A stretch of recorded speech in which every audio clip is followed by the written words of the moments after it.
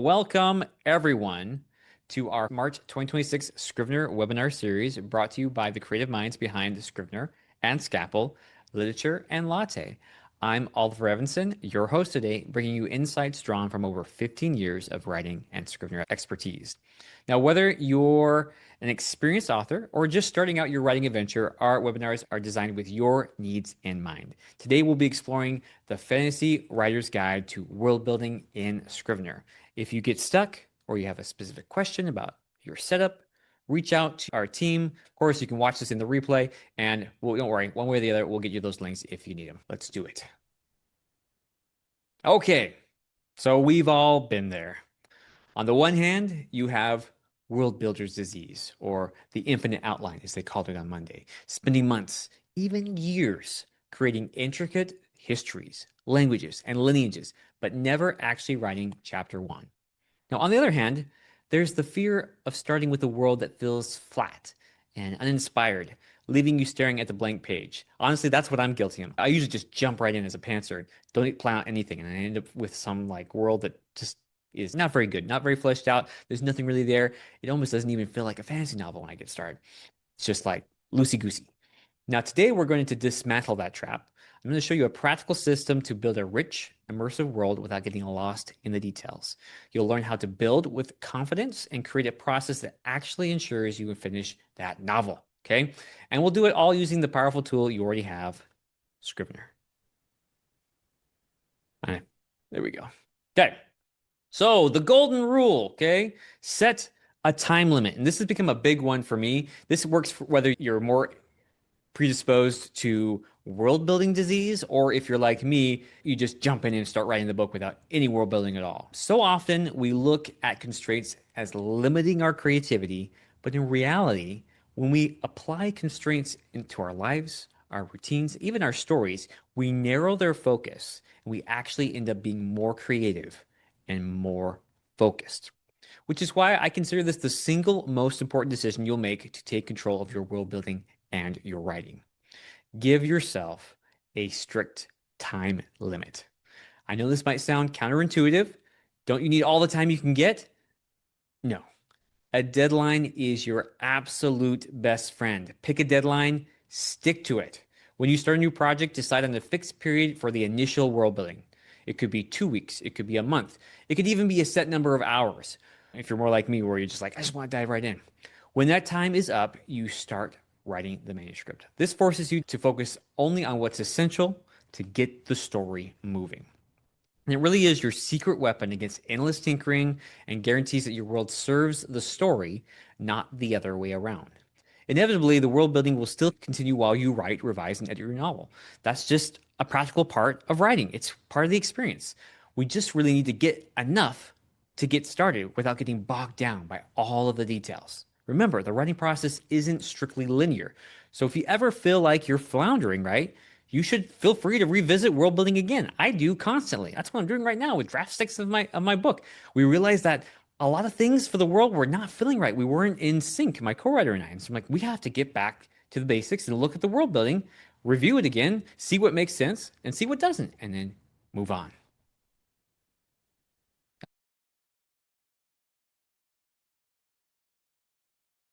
Okay, here we go.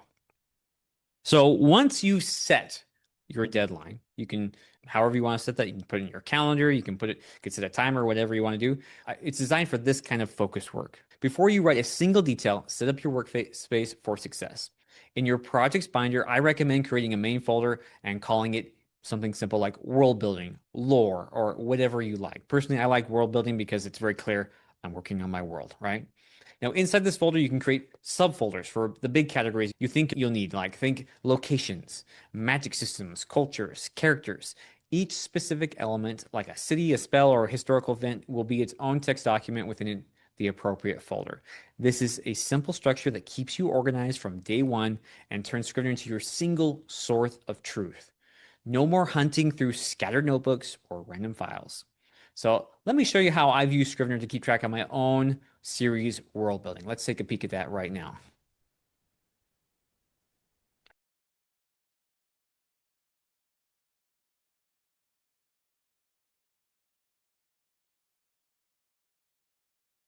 Let's open up Scrivener.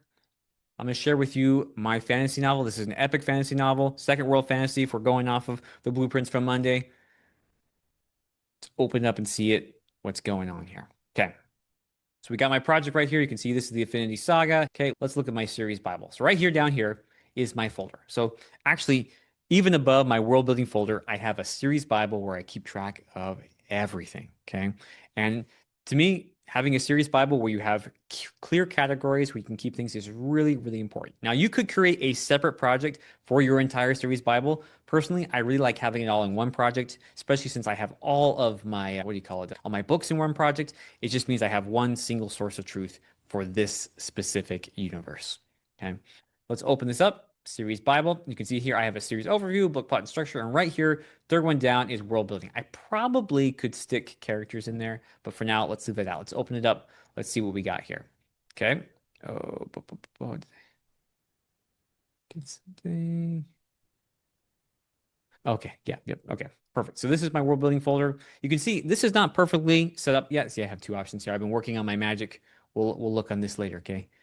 Hang tight. It's coming out Friday. But right here I have my new world template. I have not filled this one out yet, so I have not used this. This is a new thing, just built. Okay, just made it. That's what I love about Scrivener is oftentimes I'll come back, I'll build something, and I'll test it out and see if it works. But hopefully this will give you a little sneak preview of what's coming.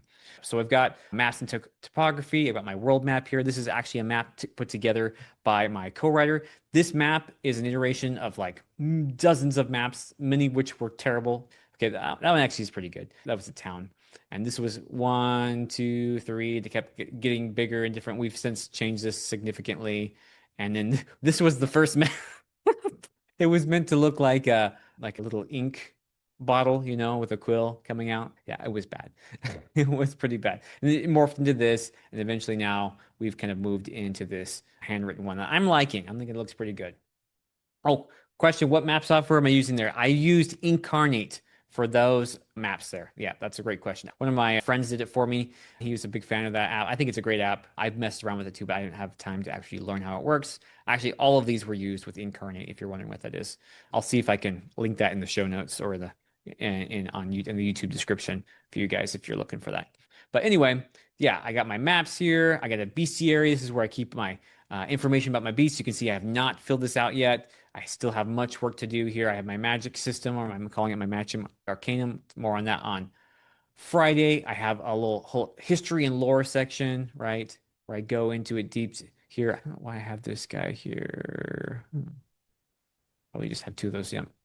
We'll just delete one of those. Don't need two of them.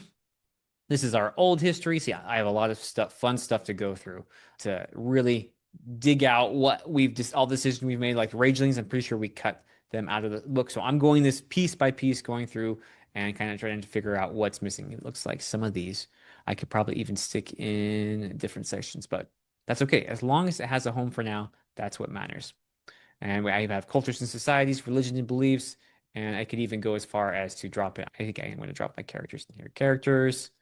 There we go. I got all my character stuff there and themes and symbols can stay out. Probably the one I've been working on the most here is a little glossary. I got a list of all the kind of the main things going on. I'm going to take these and put them in the different sections of my world building.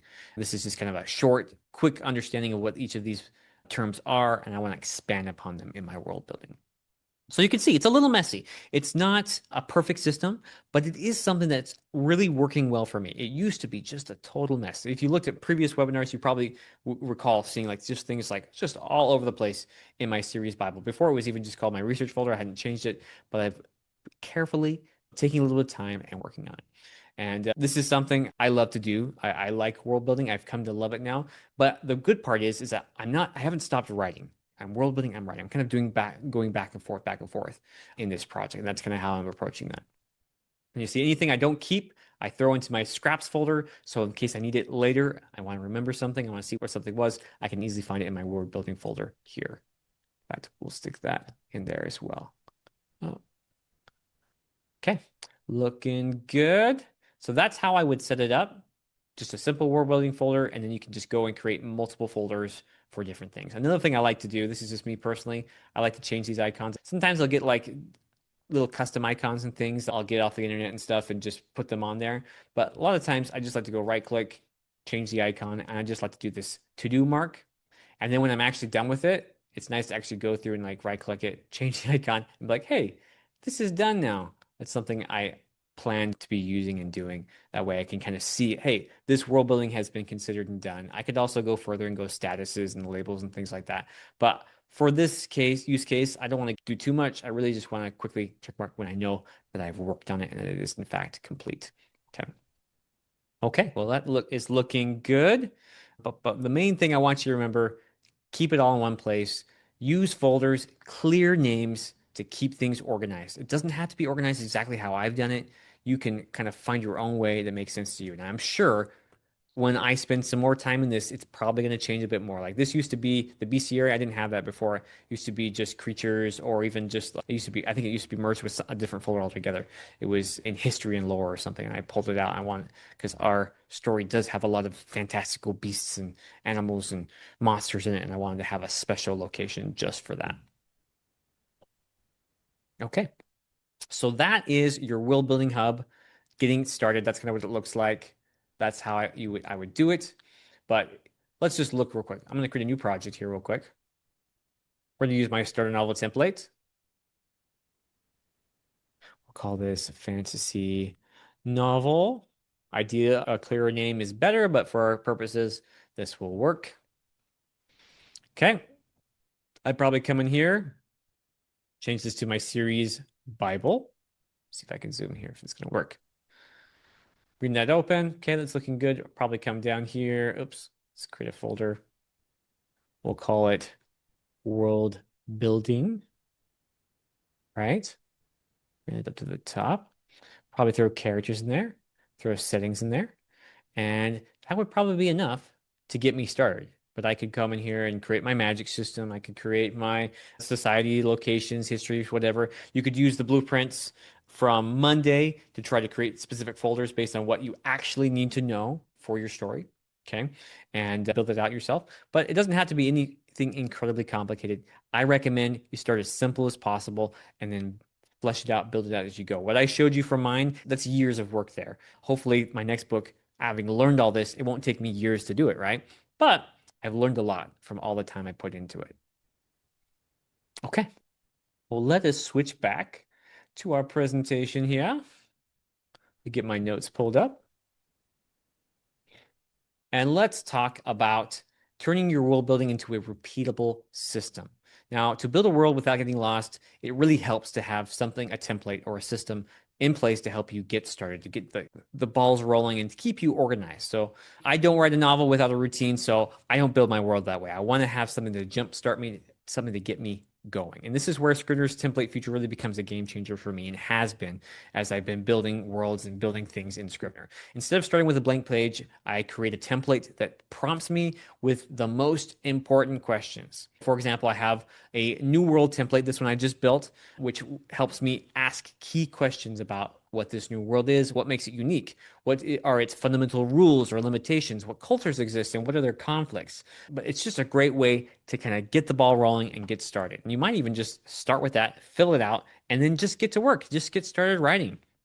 Once you're happy with your prompts, you can easily just, once you've created this little template, you can easily just drag and drop it directly into your project, into your templates folder. And there you go. You got yourself a template ready to use again and again. And you can modify it, make changes to it, do whatever you need to it. You can create templates for just about anything, characters, creatures, magic systems, you name it. This is how you systematize your creativity and really take control of your process and your organization because you intentionally put things where they go when you use the template. Okay. And so you can see it right here. I have like the name of the world, the universe or dimension. Like, so if you're going that wide, you don't have to go that wide. You could just delete that section. But if you're going that wide, you might consider the universe it is in, the dimension it's in, etc. The core hook, key rules and laws, tone and mood, environmental resources, cultures and peoples, core conflicts, etc. Yep. So you can kind of see all those wonderful things we do. This is the one I built before Monday. I'll show you some of the ones I built after Monday's presentation. But I still think this is pretty solid. It really kind of gets you focused on the key things that are really most important. Really, what makes this world unique and interesting? What are the fundamental principles? What are its limitations? We talked about on Monday about what are things that affect your main characters every single day? What are the main things that are going to be cause problems for them, right? What does this world look, sound, smell like? What is the climate? What are the resources? What resources are abundant or what resources are scarce? Who lives here? What are their core customs, governance, and beliefs? And I would say try to narrow that down. Don't go deep, don't go wide. Try to keep it as simple as possible. Only focus on the main area that the story takes place in. Don't try to do everything, right? Okay. You can worry about that later if it comes to it. And what are the central tensions? What wars, societal hierarchies, resource scarcity, etc. And how are those affecting your main characters? How are those affecting your protagonists and your heroes, right? So there we go. Let's look at that. I'll briefly pull it in, just pull it into Scrivener here, and let's take a peek at it. Boop. Okay, so we look into Scrivener here. If I go open my template sheets, you can see I can actually organize them now. Okay, I have my structural templates, which kind of deal with like structuring things in Scrivener. Okay, and I have my world building templates right now. That includes plot structure, character, new world templates, and my magic system. But let's look at the new world templates right here. Top one right there, that's it. I'll probably have to pull this out as its own template. Right now it's acting as a stack because if I were to create this from this template, it would pull the whole stack in. So let's do that real quick. So I don't want you to recreate this and have this problem. Let me show you what will happen if I do this right as it is, just so you're aware. I'm gonna come in here and add this world building and click this one right here, new world template. So if I click that, okay, see it brings the whole template tree with me, which I don't want, okay? Initially, I thought that was a good idea, but let's pull this out. Actually, you know what?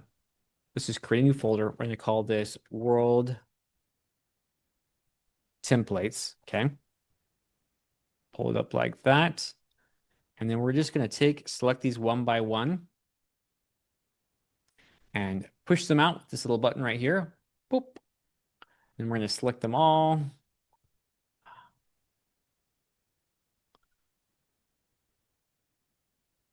And we're going to push that one in that. Okay. So there we go. We've got our new world template here. We've got, let's see here. Let's say I wanted to make this template. I could do this easily in anywhere in my binder here. Let's go ahead and just do it right up here in the world building folder. Okay. We'll hit return. I'm going to call this new world template. And then I could come in here and add anything I like, right? So world name. Let me split Scrivener. Let me cheat off of my template I already have here. World name, the core hook, right? Key rules and laws, etc., etc. So I just want to show you really quick what this looks like. Which is just to example to make it easier to tell. Let's stick that in my templates there like that. Okay, so now you can see it has that little T next to it, telling me, hey, this is in fact a template now. If I want to pull that template out and create it, what do? I click my world building folder or wherever I want it to go. Okay, I'm gonna go to world building, world templates. I'm gonna click the new world example, and boom, there it is, new world example, right there. Now that template isn't fleshed out, isn't very useful. It does take some time to kind of put these together and make them look nice. Okay, it's worth the effort, in my opinion. Okay, and we're just gonna move that to the trash. Right click. Move to trash. But then I can just come here and just quickly add in new templates. Add world building. There's my world templates. Let's see maybe I want to write a second world, right? So I'm gonna click second world. Boom, there it is. Okay. You see it kind of mirrors that same structure of my basic one.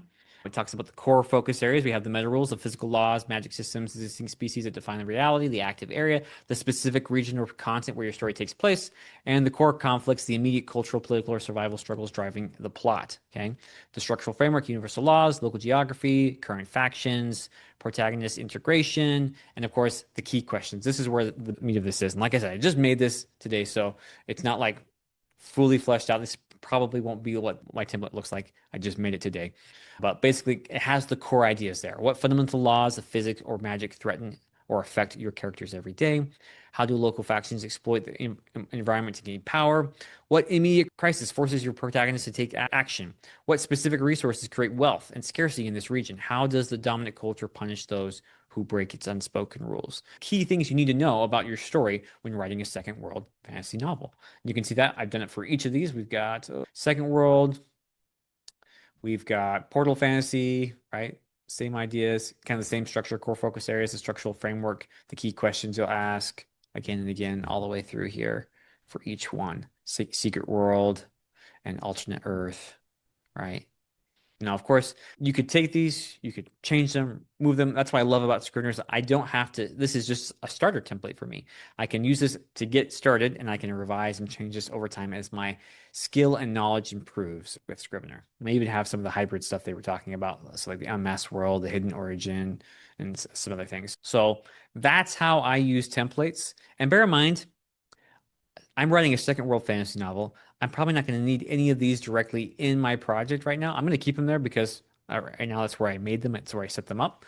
But realistically, I probably only need one of these. And so I might pull that one out. If I'm only typically writing second world fantasy, I probably don't need those other stuff either. I'll probably stick them in my writer's toolbox. That's a different Scrivener project I have. I could open up, let me just show you real quick, my writer's toolbox here, stick those other templates in there and only pull them out when I actually need them. But I just love the idea of having the tool available in case I need it. Maybe I'm writing a second world fantasy that I decide actually it's an alternate Earth. But there you go. That's kind of how I handle that. Looks like one thing I should do here though. Ooh, I need to change these two icons because of the color there. It's hard to tell to these little to-do things. Perfect. Okay. And that's how it is in Scrivener. Like a lot of times I'll miss little details and things like that. I'll come fix it, change it later. It does not have to be perfect. It just has to be organized enough that it's usable and that it looks good. And I'm happy to just get to work and start using it. Okay, so that's templates. If anyone wants to see those templates closer at the end, just let me know and I will switch back to it and we'll go a bit deeper.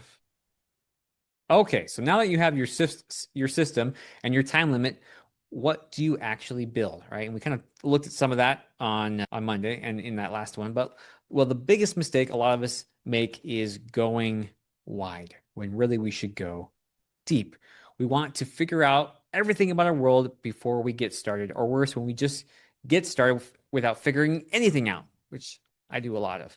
Now, you do not need to figure out everything, but it's helpful to have a few key things mapped out, even if you're a pantser. So the key is to go deep on the elements that touch directly with your characters and really drive the plot forward. So instead of mapping out an entire continent your hero will never visit, consider detailing the grittier alleyways that they walk. Instead of designing an entire pantheon of gods, define the one cultural taboo that's holding your protagonist back. Start small and grow as needed. There's no right or wrong way to begin. Part of the fun and the challenge is figuring out what your story really needs. This is a skill you can hone and develop over time. Now, if you're having trouble figuring out where to begin, remember limitations create conflict. So, the rules of your magic system, the laws of the kingdom, the expectations of society, these are things that you can manipulate to challenge your characters and create a compelling story. So, focus your energy on those limitations that create the conflict. That's my recommendation. Now, the next thing I want to talk about, I'm particularly excited about. I've been doing placeholders for a while. So I think this is a crucial mindset shift that will revolutionize the way you draft in Scrivener. So when you're in the flow writing and you realize you don't know the name of the king or the type of currency they will be using, your instinct might be to let me stop and search that and figure it out. I'm going to tell you right now, especially if you're drafting the beginning, don't bother. Don't waste your time with it. The time it'll take to go look that up, even in Scrivener, will take you out of the writing mode and put you into like an editing world building mode. Just focus on the writing. So that sends you down a rabbit hole, a world building rabbit hole, and it can really kill your momentum. It's happened to me lots of times. I lose track of it. So don't let details derail that first draft in particular. Okay. You can fix all that stuff later. And that's where the placeholder strategy comes into effect. Instead of trying to find that actual name, simply type a placeholder like king's name. Okay. Or currency and keep writing. I like to use those brackets because it's very clear. That's what I'm working on. You can see in the image here, I actually created a special style to make this happen, to make it easier for me. So the brackets make it easy for you to search later. And if you create a placeholder character style, it becomes even easier to locate and identify both visually and with find by formatting. One of my favorite tools in Scrivener. It's a really great one where you can just quickly find things by formatting. So for bigger picture questions like, what's the history behind this conflict? Use the inspector comments. They live in the inspector. They don't clutter up your text. They are also easily identifiable in your manuscript. Your primary job in the first draft is just to get the story down. By giving yourself permission to leave blanks, you'll be amazed at how often the story reveals itself, what details you actually need, and you can really fill in the rest during revisions. Keep your drafting phase fast, fluid, and focus on what matters most, finishing your first draft. Okay, so let's take a look at how you can set this up in Scrivener. Okay, we're back in Scrivener here. I think I already have it set up here. Let's see. There we go. There it is right there. Placeholder. Okay, so let's say I'm writing my book, right? Let's come in here and let me duplicate this so I can feel free to change it. I forget the name of the Champion's Blade Havishell. I don't know what it's called. Oh, what is it? So I can come here, type in placeholder, and just say, hey, sword. Or maybe sword name. You see how that highlights that really nicely? I love that. It's very clear. I can just scan through and see all the places I have placeholders and things like that. Okay. There's other ways you can do this if you have the software where it allows you to replace things real quick. A lot of times I'll use another one called, let me show you. It's called TK like that. And I could then come and retroactively add the style to that like so. And TK just means like to come. It means it's coming. I'll fix it later. And that's always a common one I was using. But I liked even better was just like adding stored name, being a little bit more descriptive because again, going through and looking at my placeholders becomes a lot easier for me. Okay. Now, how did I create this? Let me show you real quick. I'm going to go to my style menu right here, show styles panel. And there it is. There's my placeholder one. I'm just going to go ahead and create a new style. Okay. Now, first thing I'm going to do before I do that, I'm actually going to take this text. I'm going to put it in italics. Okay. Because that's one thing you can see. This is italicized. Okay. And then I'm going to go and hit the plus button like so. In fact, I'll probably even put this in like this. And I'll probably even change this to placeholder like so. Placeholder. Another good thing to do would be to actually to capitalize these. I like that. It makes it stand out even more. And then I'm going to come here and click the plus button right here. Okay. And I already have a placeholder style, so I'm just going to call this place. And you could set a shortcut if you want to. I have Option Command 2 on my Mac here, set up that whatever. If you're familiar with keyboard shortcuts, you like to use them, this is a great way to do it.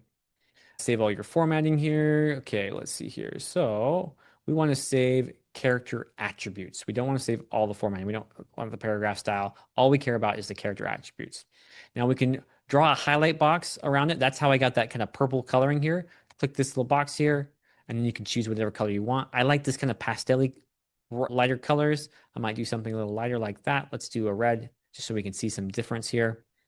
Then we will click OK. There it is. Oh, there it is, just like that. Okay, and I forgot to italicize it. Let's see here. If you mess up for any reason, just change the formatting and then right click, redefine character style from selection. And let's see here. It should pull it in for us. Okay. Boom. There. Okay, there it did. Perfect. Okay. And it did get the italicized in that time. I don't know why I didn't grab it the first time. And then I can do that anywhere I want to. I can either turn on the style and write in it, or I can just come here and retroactively apply it like so. Okay. So there you go. That's how I do that. For me, I think this is great because now what I can do, let's go to edit and let's go to find and let's do find by formatting. Okay. Now you can see I have it set to find by style. You can search by find by formatting in many different ways, but we're going to select style and we're going to search in all documents, not just the current editor. Okay. And then we're going to click the style we want to look for. Specifically, we're looking for character styles. Let's do with place first and next. There it is. We can search out the specific text or just any. So let's say I want to define, let's come down here. Let's do one down here like so. Oh, it's too choked. And we'll apply place like so. And we're going to search for, let's come up here and let's search choked. So if you know what you're looking for, it can take you directly to it. And if you don't, that's fine too. You can search for anything that has that style applied, and it'll take you around to each style. And likewise, it does the same thing with placeholder. If you search all documents, this is cool. It'll take you to wherever it is. So we're in a completely different document now. We're in beat 4, somewhere else, somewhere far away in my outline. Okay. And so it'll take you all around your project wherever it is. I love this. So now I can just quickly go through all of my different placeholders. You can see I've gone through and added many of them now, and I can really find out what's going on here. And voila, it's great. I love it. So hopefully that blows your mind a little bit. You're like, wow, I hope that's one you use and take advantage of. I think it's a great way to take that placeholder idea and amplify it in Scrivener and make it really usable. So let's put it all together. You can set a time limit, build your templates, go deep, not wide, focus on conflict, use those placeholders when you can't remember to maintain momentum. Like I said, and number 6 there, prioritize momentum. This isn't about finding more time. It's about making your time more effective. You take control with a deadline. You build a repeatable system using Scrivener templates. You focus your limited time on the details that directly impact your characters. And then you give yourself permission to leave blanks so you can maintain your writing momentum. This is how you build a world that feels alive without getting lost in it. You build what your story really needs when it needs it. You unlock the freedom to finally write your book and not wait till everything is done. Okay, well, that's a wrap on the presentation there. But I got some more great resources for you. I'm always inspired by what you guys are doing. Hopefully you can take these tools and do something really incredible with them. If you're looking for more resources and more tools that I personally recommend, head over to ogevinson.com/links to explore everything you need to take your writing to the next level. And if you're not already a part of the Turning Writers into Authors community yet, please join today by subscribing to my insider newsletter to unlock those exclusive perks like Scrivener tools, writing trainings, and of course my free Scrivener starter novel template. So don't wait. Jump right on there, get those tools, and get to work. And of course, if you want to watch this, you can check it out in the webinar library next week. We have our user forum, user manuals, blog video tutorials, and so much more to help you get started. Don't feel like you don't have resources. We got you taken care of. Just get to work, start looking, start learning, and start writing. And there's that QR code there if you want to subscribe. So let's open the door officially for questions. I'm happy to address any concerns, confusions, or problems with Scrivener. Let me know and its features. Also happy to provide tips and advice. Let's dive right in and get this started. For those of you who need additional help beyond what I can offer today, please reach out to our technical support team. Ruth and the rest of the team are amazing. They're just waiting to help you with your Scrivener problems. So reach out to them. They will be very, very helpful. And of course, if you have any specific questions for me, you can reach me at contact@ogevinson.com or oliver@literatureandlatte.com. Okay, so Ronnie's asking, there is no timeline folder. That's a good question. So I actually handle timeline a little bit differently than maybe some authors do, some Scrivener users even maybe. I keep track of timeline with character arcs is how I do that. And I do that with labels. Okay, let me show you that real quick. Share my screen here. And let's go into the Otter and the Amulets right here.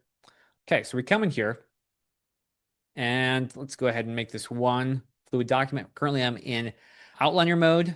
I want to go to my corkboard.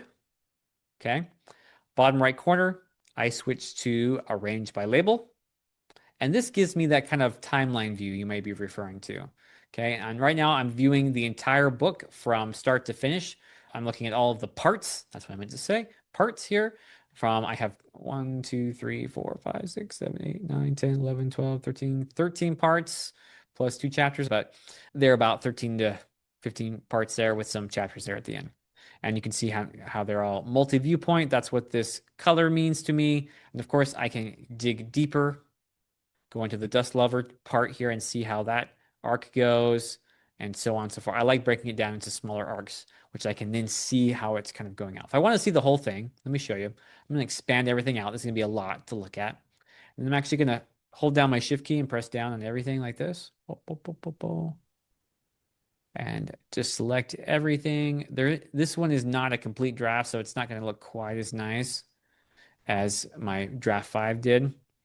We'll go into the range by label view, and then I can see the whole thing from start to finish like that, which I like, which is another great way of seeing that timeline.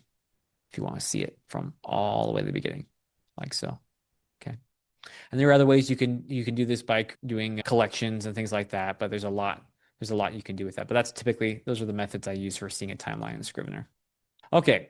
So Raleigh asks, I see Oliver has a glossary. Is there a way in Scrivener to actually build a glossary as you write? Do you have to set up a glossary doc and manually add each entry to that doc? That's a great question. Raleigh, yes, that's exactly what I do. You can see I have my glossary here. It's just a folder with some stuff in it. You can see the incam Nirvata. That was the idea behind this was that our character Nira was writing a glossary or an archive of her research and studies of our world. And so right now I have a series glossary that's built for me. Okay, I built this. This is my own thing. It's just bulleted points with names and everything in alphabetical order here as best I could.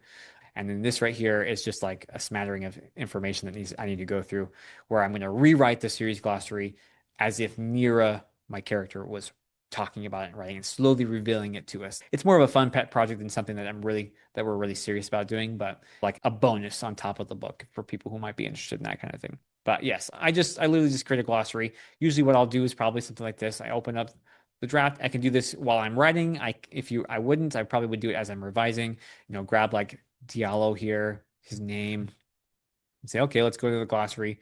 Let's find D. Do I have Diallo here? No, I don't. Perfect. This is a great opportunity. D, let's put him right here. Diallo, DIA. Oops, no, he comes before that. Let's undo that. Right there. There we go. And so I come like this, like that. And then I would just bold it and say, let's see if I can find a good, he is the right, oops, it's bolded it. Right hand man to Ned Burke. Not Ned Burke. Oh, that's the old name. Eridan, the champion of Gloria, and is and best friend, right? And I'll go and flesh that out later, but you get the idea. I just come here and I quickly write about who he is, what it is, and I just built that out. And it's the kind of thing that it takes time, but for me it's worth it. I like taking the time to do that. And it has the bonus of familiarizing myself with my book and also creating a really useful resource tool for me and my co-writer. Looking good. Okay, so Dan is asking, could you please show us your character relationship sections, please? I hadn't thought to make a category for that, so I want to see what you have tracked there and how you did it. That's a good question. I'm even trying to remember myself what I did there. Let's look and see, which is not a good sign. Characters, character. Okay, I have relationships. Yeah. So Dan, there's nothing currently there. That's why I can't think of anything. What I think I was thinking with that is that I have some characters that do have relationships with each other, and I was probably planning to create some supporting information about the timeline of that relationship. So, like for example, Miro and my other antagonist, Adeline, they are a couple. Okay, they're a couple in the story, and so my idea was like, let me try to map out how they met, some of the backstory, the key points. Knowing me, I probably would go way deeper than I need to because I'm a bit of a romantic at heart. But yeah, I would just kind of map up those key points and maybe if I don't know yet, how I want the relationship to end, how it started, and maybe some of the conundrums and problems they're going to have throughout their story. And it doesn't have to be romantic relationships. It could be friendships. It could be father-son dynamic, any dynamic relationship you can think of, you could build something out like that. It sounds like something I probably should build a template for. I probably will too. Like I said, my world building still in progress. So we're all in this together. Great question, Michael. Are the templates you demoed available on your website? So currently, the new templates I showed you are not, okay? I literally just built those today, so they are not anywhere other than in my project currently. Some of my other stuff, I'm planning to get some of these templates out. I'll do my best to get those up on my Substack and other places as soon as possible and on my website as well. So stay tuned. If you're looking for those templates, if you'd like to see them, if you'd like to get access to them, I'll post them as soon as I can. So Ronnie, I think hopefully I answered that question about the world building there. Yeah, I don't keep a timeline folder. You certainly can. Okay, just because I don't do it doesn't mean you can't do it. My timeline folders is the actual draft of my book. That's how I track and organize my timeline. Do you always have an outline in Scrivener or sometimes use another tool? That's a good question, Peter. If I do use another tool, ironically, it's actually Scapple. Okay, it's right here. Okay, in fact, this book did actually start out in Scapple. I can show you right here, real quick. Allow. I haven't used it. I'll be honest, I haven't used it in a while. It was called The Phantom Lord of Shadows. Let's see if it'll open. It's been a minute since I've opened it up, actually. Let's see. Come on. Oh, it's downloading. See, that's how long it's been. I haven't used it on this computer in a while. I used to use it on my old Mac, on my MacBook, but not so much on my Mac Studio here. So you can see, yeah. And so we built out quite a bit of stuff. A lot of this has changed now. Eventually, we brought this into Scrivener. You can drag and drop these directly into Scrivener. And I built a whole plot here, which is now significantly changed. It's still a great place to start, but once I got into Scrivener, I had no reason really to jump back into Scapple. This is how I got started with this book. But once I got out of Scapple and into Scrivener, I just kind of stuck there and stayed with Scrivener. Started using Scrivener as my main world building, outlining, editing, writing tool. Okay, but Scapple's great. It's like 20 bucks, so it doesn't cost much. Great place to start. You can easily come here, make notes and other things. Double click and makes a note. Oh, it's great. I love it. Good question. Danielle, how do you plan a fantasy world for just one book? I feel like this helps for series. Okay, great. What I've done here is I've created a very powerful tool, right? Tons of templates that focus on building something really epic, right? So when you're using the tools like I'm suggesting here, if you're doing just one book or just one thing, you don't have to go as broad or as wide as I have here. You can narrow your focus. So for example, let's look at my world building thing here. You may not need a bestiary, a magic arcanum.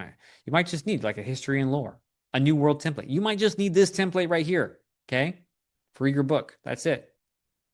You fill out this template and you get writing. Okay, there's not a lot that you need. You might even just look at the world templates. Like I said, I'm not going to use all these. I'm really only going to be using Second World and my new world template, if that, those two together, because I'm writing a Second World novel.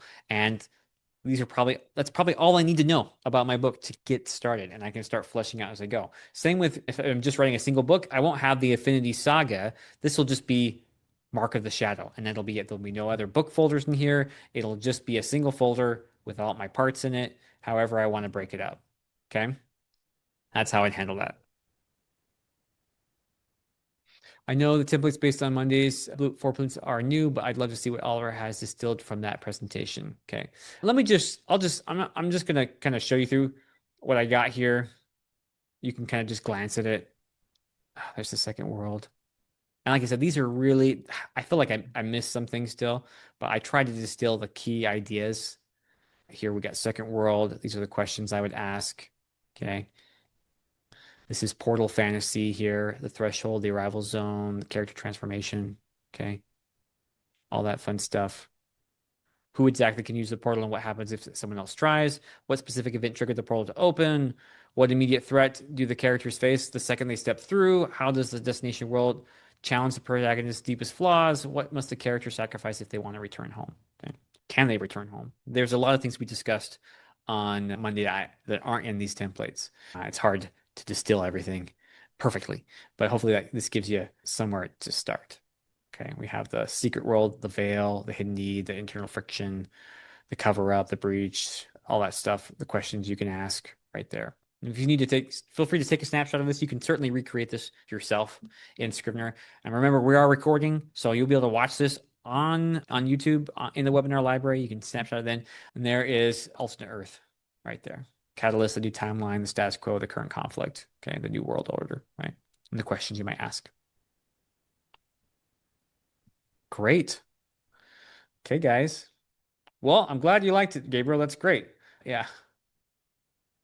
Character transformations. Let's see. There's so much stuff. So much stuff. Okay.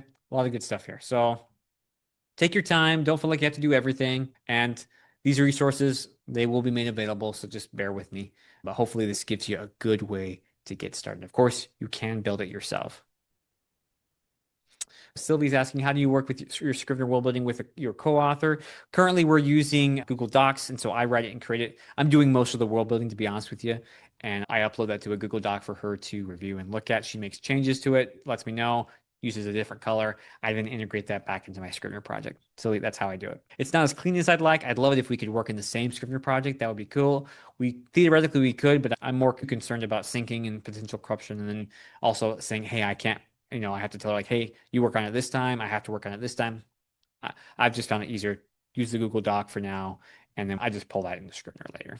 Thank you so much for your questions. Thank you so much for your participation. I've had a blast. I think you all are amazing. I cannot wait to see what you do with this information. You all are what make this possible. So thank you.